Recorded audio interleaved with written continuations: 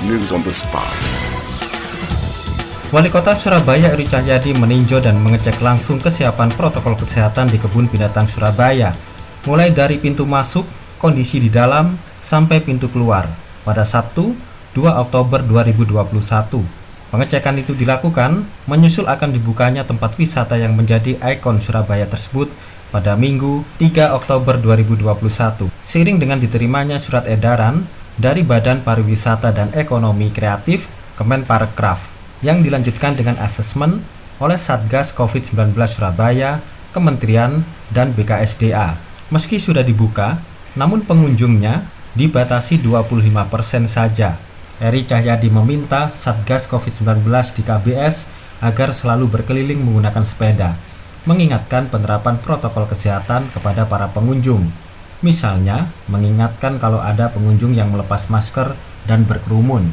Eri Cahyadi juga memastikan pengunjung yang akan diizinkan masuk ke KBS harus sudah divaksin. Karenanya, penggunaan aplikasi Peduli Lindungi akan mengecek apakah pengunjung itu sudah divaksin atau belum.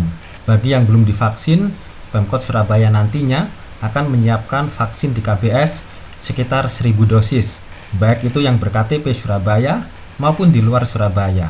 Eri Cahyadi meminta warga Surabaya menjalankan amanah sebaik-baiknya dari kementerian. Tapi saya sudah sampaikan, ketika kita buka dengan jumlah 25%, maka ada satgasnya. Satgasnya ini harus berputar terus, menggunakan sepeda, yang fungsinya satu, mengingatkan kalau ada yang lepas masker. Kedua, kemungkinan ada yang bergerombol, itu yang kita ingatkan. Jadi fungsinya Satgas tidak boleh berhenti, tapi dia naik sepeda berputar terus, sehingga ketika ini dibuka, maka tidak ada lagi klaster yang mungkin klaster binatang, naudzubillah min dzalik, tidak. Sehingga ketika kita diberikan kepercayaan oleh kementerian untuk membuka tempat wisata, salah satunya di Kebun Binatang, maka kita harus bisa menjawab kepercayaan itu dengan usaha maksimal yang harus kita lakukan sesuai dengan arahan dari Menteri dan syarat-syarat yang sudah ditetapkan. Eri Cahyadi juga menjelaskan, dibukanya KBS akan membantu memulihkan perekonomian di Surabaya. Dengan banyaknya UKM di tempat wisata ikon Surabaya tersebut, perekonomian itu bisa bergerak kembali melalui UMKM yang ada di tempat-tempat wisata Surabaya. Sementara itu, Direktur Utama Perusahaan Daerah Taman Satwa Kebun Binatang Surabaya, Khairul Anwar, memastikan pihaknya akan mengerahkan 85 Satgas Mandiri untuk berkeliling mengingatkan protokol kesehatan kepada para pengunjung.